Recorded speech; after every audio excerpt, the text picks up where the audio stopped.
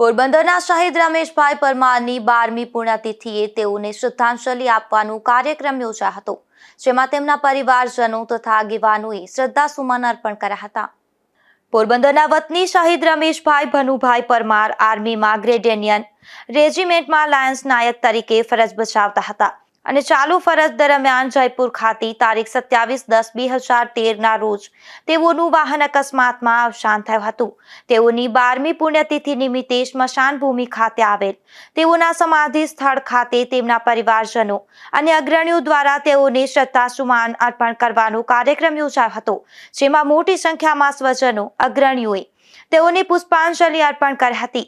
શહીદના પરિવારજનોએ માહિતી આપતા જણાવ્યું હતું કે શહીદ રમેશભાઈને તેમની ઉત્તમ સેવા બદલ સૈન્યમાં અલગ-અલગ 6 ચક્ર પદક પણ એનાયત થયા હતા.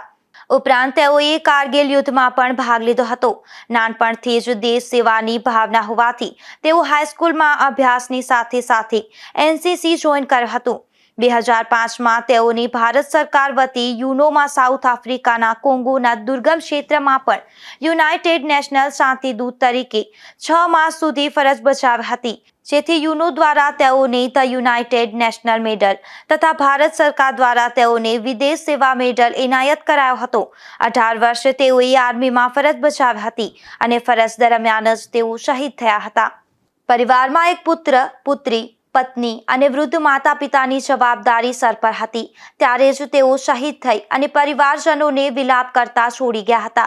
જો કે તેઓનો સમગ્ર પરિવાર આજે પણ તેઓની કામગીરીને લઈ અને ગર્વની લાગણી અનુભવી રહ્યો છે અને રમેશભાઈના ભાઈ હરીશભાઈ તેઓના પરિવારના એક વડીલ તરીકેની ફરજ નિભાવી રહ્યા છે.